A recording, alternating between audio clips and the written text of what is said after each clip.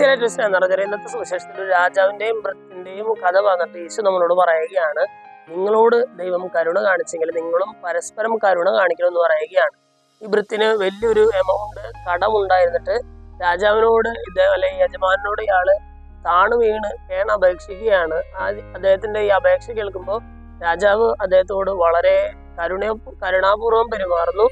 പിന്നീട് അവിടെ നിന്ന് ഈ കാരുണ്യം ലഭിച്ചതിന് ശേഷം പുറത്തേക്ക് ഇറങ്ങുമ്പോൾ അതിനേക്കാളും എത്രയോ നിസ്സാരമായിട്ടുള്ളൊരു തുക അയാൾക്ക് കൊടുക്കാനുണ്ടായിരുന്ന ഒരു സഹസേവകനോട് ഇയാൾ ഭയങ്കര അതിശയത്തോടെ പെരുമാറുന്നത് കാണുമ്പോൾ ഇദ്ദേഹത്തെ പിടിച്ച് കാരാഗ്രഹത്തിൽ ഇട്ടു എന്നാണ് ഈശോ പറയുന്നൊരു കഥ.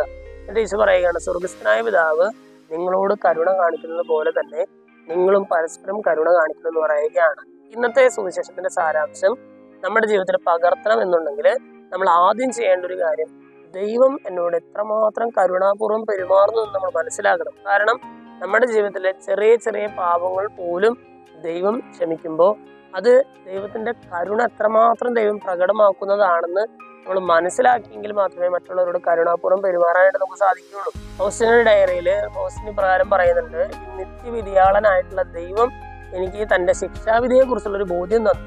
എന്നിട്ട് ഫൗസ്റ്റിന് പറയുകയാണ്, എൻ്റെ ചെറിയ ചെറിയ പാപങ്ങൾ പോലും എന്ത് വലിയ ഇമ്പാക്റ്റ് ആണ് ഉണ്ടാക്കുന്നത്, അല്ലെങ്കിൽ എൻ്റെ ചെറിയ ചെറിയ പാപത്തിന് പോലും എന്തുമാത്രം പീഡനങ്ങൾ ഞാൻ സഹിക്കേണ്ടി വരും എന്നുള്ള ബോധ്യം എന്നെ അസ്വസ്ഥയാക്കി എന്നൊക്കെ പറയുന്നുണ്ട്. എന്ന് പറഞ്ഞാൽ എൻ്റെ ജീവിതത്തിൽ നമ്മൾ ചെയ്യുന്ന അല്ലെങ്കിൽ നമ്മുടെ ജീവിതത്തിൽ നമ്മൾ ചെയ്യുന്ന ചെറിയ പാപങ്ങൾക്ക് പോലും വലിയ ഒരു ഇമ്പാക്റ്റ് ഉണ്ട് എന്നുള്ളതാണ്. അതിന് പോലും നമ്മൾ വലിയ ഒരു ശിക്ഷ അനുഭവിക്കേണ്ടതായിട്ട് വരും.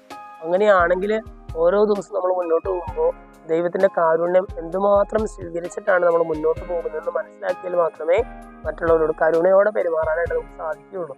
ഇന്നത്തെ സുവിശേഷ ഭാഗം വായിച്ചു കഴിയുമ്പോൾ ദൈവം നമ്മളോട് കാണിക്കുന്ന കാരുണ്യം എത്രമാത്രമാണെന്ന് നമുക്കൊന്ന് ചിന്തിച്ച് നോക്കാം. അതിനനുസരിച്ച് നമ്മുടെ ചുറ്റുമുള്ളവരോട് കരുണ കാണിക്കാനായിട്ടുള്ള ഒരു കൃപയ്ക്കായിട്ട് നമുക്ക് പ്രാർത്ഥിക്കാം. ദൈവം നമ്മെല്ലാവരെയും സമൃദ്ധമായിട്ട് അനുഗ്രഹിക്കും.